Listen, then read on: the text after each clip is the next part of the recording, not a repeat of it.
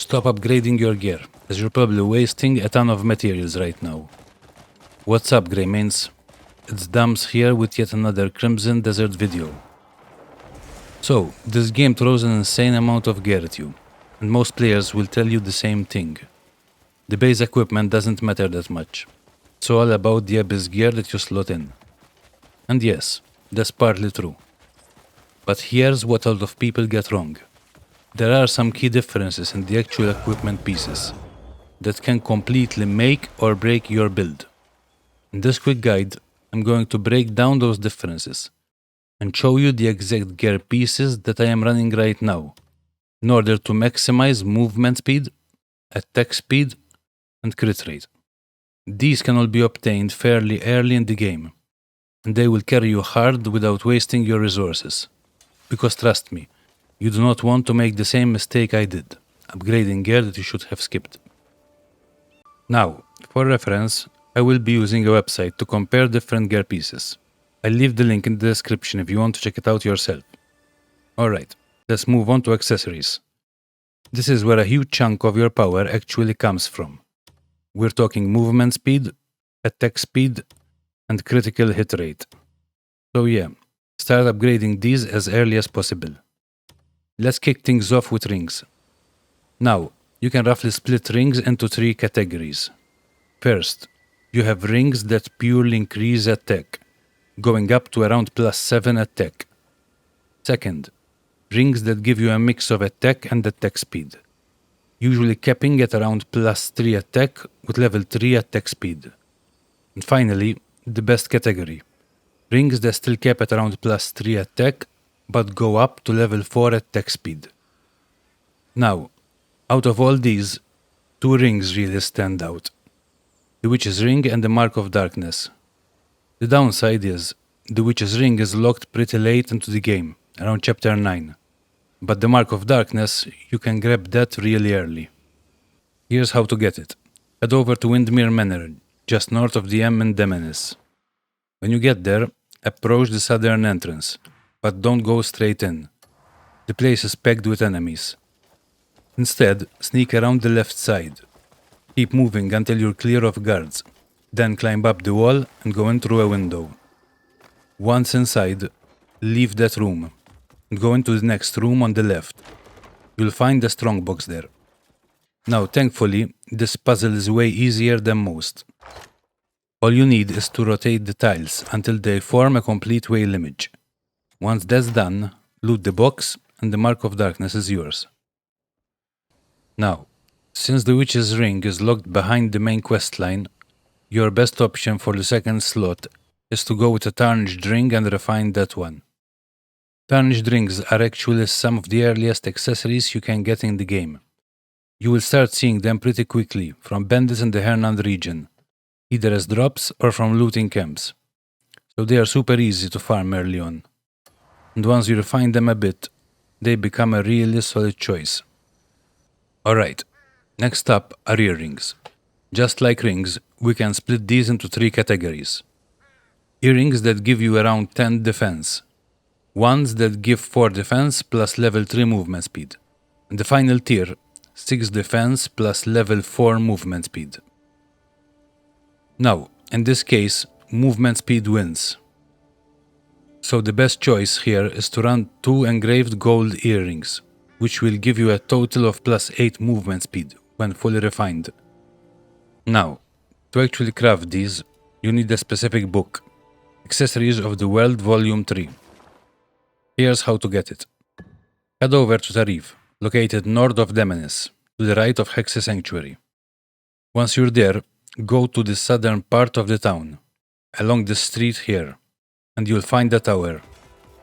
Climb all the way to the top, and you'll see the book sitting on a table. Just steal it, read it, and that will unlock the ability to craft the engraved golden earrings at any blacksmith. Alright, moving on to necklaces. Just like the other accessories, these fall into 3 categories. Necklaces that give a straight +11 attack when fully refined. Ones that give around +5 attack and +level 3 crit rate. And finally, the best tier. plus 5 attack, and level 4 crit rate. Now again, critical hit rate on your necklace is extremely important, so crit is the way to go here. The best and easiest option to grab early is the Necklace of Lightning. Here's how to get it. Head over to the Eastern Court, just slightly east of Demonis, right next to an Abyss Nexus. Now, the house is going to be full of enemies, so don't go in from the front. Instead, approach from the side, open a window, and climb inside. Once you're in, leave that room and head to the right, where you'll find a staircase. Go downstairs, and you'll come across a hidden room covered by cloth.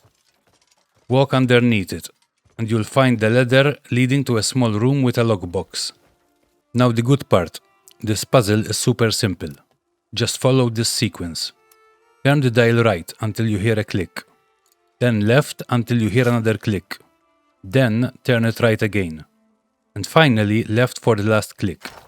Open the box and the Necklace of Lightning is yours. Okay, quick recap before we move on to the rest of the armor. For your rings, you want to run a Tarnished Ring and the Mark of Darkness. For earrings, go with 2 Engraved Gold Earrings. And for your necklace, you're running the Necklace of Lightning. With just this setup alone, you're already sitting at around level 3 crit rate, level 6 attack speed, and level 6 movement speed. And that's exactly why accessories are so important. You're stacking a massive amount of power before even touching most of your armor. Alright, now that we have our accessories sorted, let's move on to armor. When it comes to armor, everything falls into 3 categories: plate, leather, and cloth. Let's start with headgear. Cloth helmets give you around 12 defense at max refinement, along with level 1 movement speed. Leather helmets sit at about 18 defense, and they come with level 1 lightning resistance. And finally, plate helmets. These give you the highest defense at around 21, and most of them also come with daze immunity. Now for this slot, plate is the clear winner. The higher defense just gives you way more value overall, and the bonuses from cloth and leather, movement speed and lightning resistance, are just not impactful enough to compete. So for headgear, don't overthink it. Go with a plate helm, pick one you like, and run with it. Okay, let's move on to the chest piece.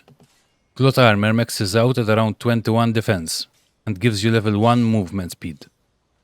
Leather chest armor sits at about 32 defense, with level 1 lightning resistance.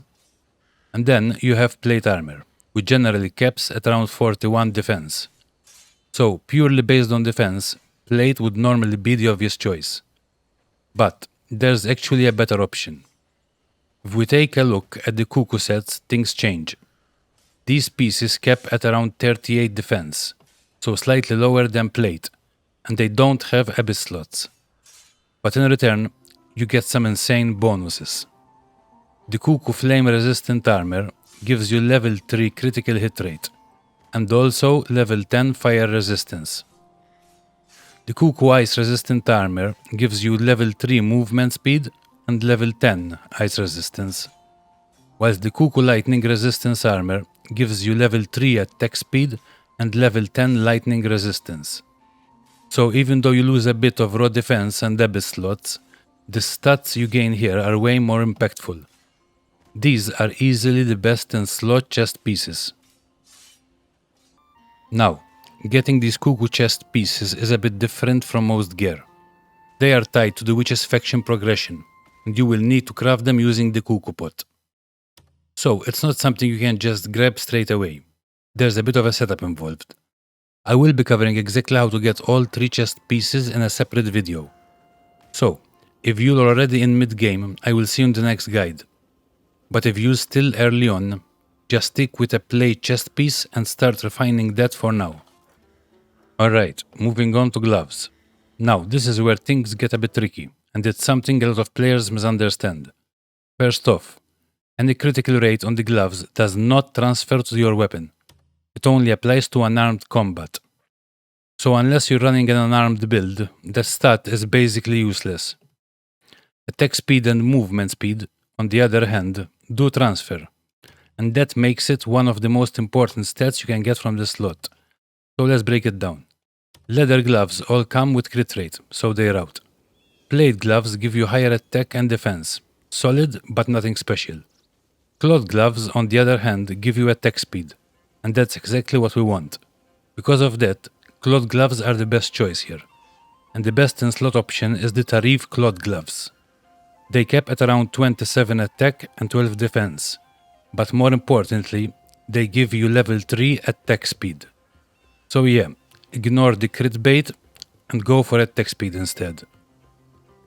Now, to get the Tariv Cloth Gloves, all you need to do is travel to Tariv, which is located north of Demenis.